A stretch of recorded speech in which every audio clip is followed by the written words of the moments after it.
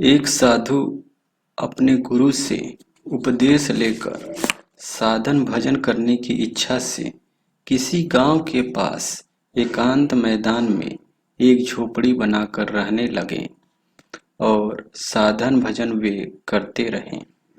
वे हर रोज सवेरे उठते और नहा धोकर बाकायदे से गीला कपड़ा और कौपीन को झोपड़ी के पास एक पेड़ पर सुखाने को डाल देते थे। वे जिस समय भिक्षा के लिए बाहर जाते थे, उसी समय एक चूहा आकर उनका कौपीन काट देता था।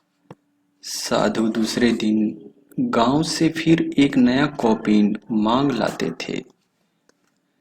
कुछ दिन बाद फिर एक दिन साधु ने नहा धोकर गीला कौपीन सुखाने के लिए झोपड़ी के ऊपर डाल दिया और भिक्षा के लिए गांव में चले गए।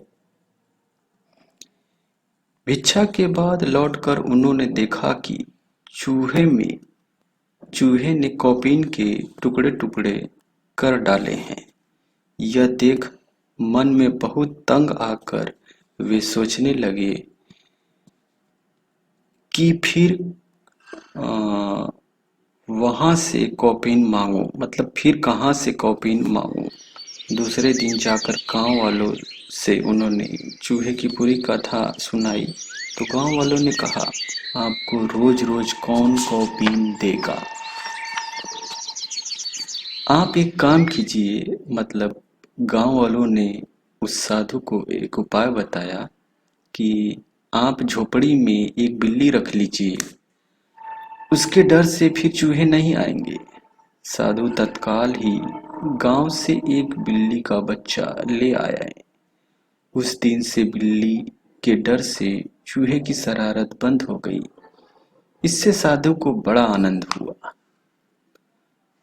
अब वे उस बिल्ली को बड़े प्यार और जतन से पालने लगे और गांव से दूध मांगकर उसको पिलाते रहे। कुछ दिन बाद किसी ने उनसे कहा, साधु जी, आपको आपको तो रोज रोज दूध चाहिए, 2-4 दिन के लिए भिक्षा मांगकर काम चला सकते हैं आप, पर 12 महीने आपको कौन दूध देगा। बात सही भी है, आज के जमाने में कोई हमेशा दूध कौन देगा, वो भी फ्री में। आप एक काम कीजिए, मतलब उस व्यक्ति ने उस साधु को एक उपाय बताया कि आप एक काम कीजिए कि एक गाय पाल लीजिए। उससे आपका स्वयं भी आप दूध पीकर आनंद का अनुभव करेंगे, स्वस्थ होने का अनुभव करेंगे और आपकी बिल्ली को भी दूध मिल जाएगा। थोड़े दिनों में साधु ने एक दूध देने वाली गाय खरीद ली। अब साधु को दूध देने के लिए गांव में नहीं जाना पड़ता था। बाद में साधु ने उस गाय के लिए गांव से घास फूस मांगना शुरू किया। तब गांव वाले उनसे कहने लगे, अपनी झोपड़ी के आसपास पड़ी हुई जमीन में हल चलवाइए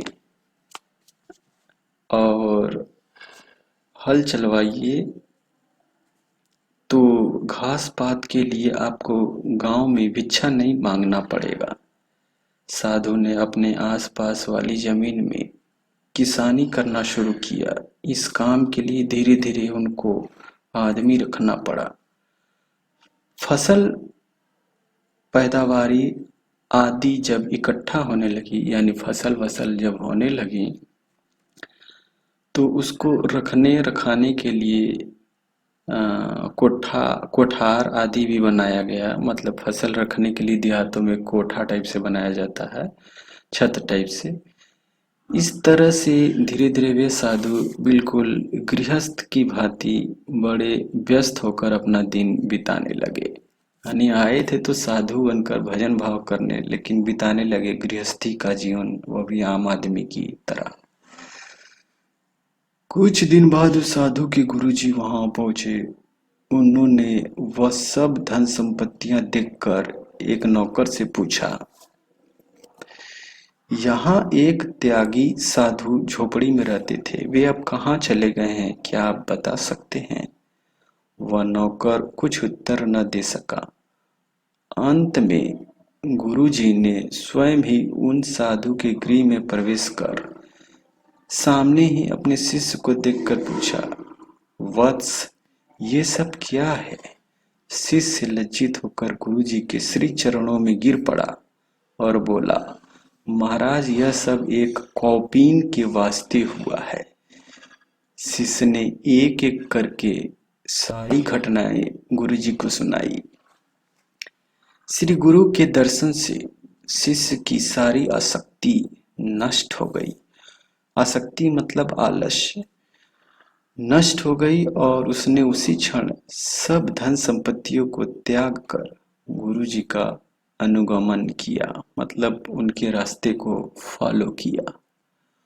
तो कहने का मतलब ये था कि जो संत महाराज थे, साधु थे, उनको गुरुजी ने कहा था भक्ति भाव भजन में लीन होने के लिए, और वे धीरे धीरे कर कर एक कौपीन की वजह से जो चूहा उनका काट देता था, उसको ठीक ठाक करने के चक्कर में वो पूरा गृहस्थ के जीवन में चले आए, उनको पता भी नहीं चला।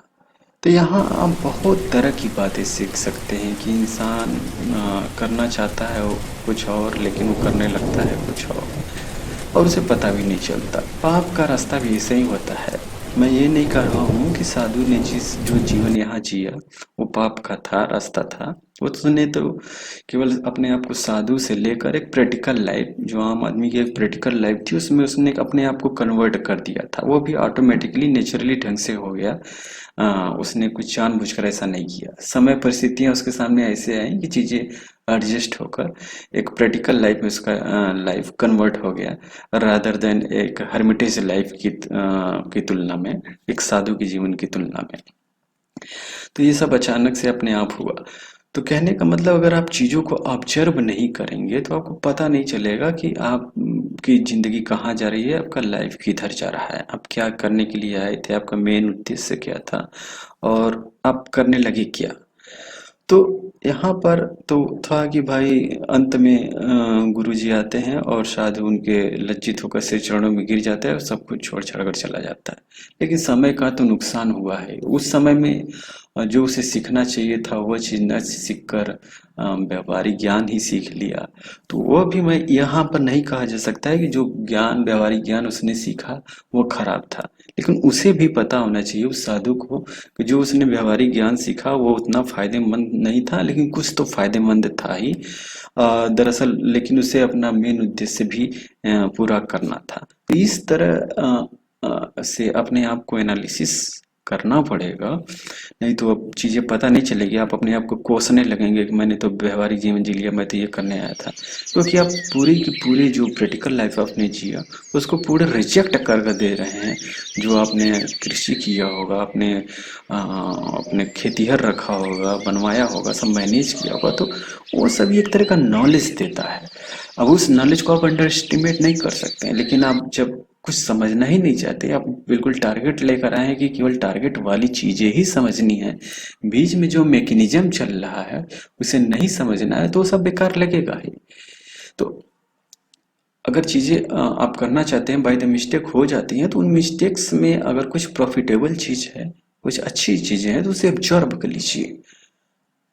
ये सब आपकी थिंकिंग पर डिपेंड करता है कि आप चीजों को कैसे ले रहे हैं और कैसे एक्सेप्ट कर रहे हैं।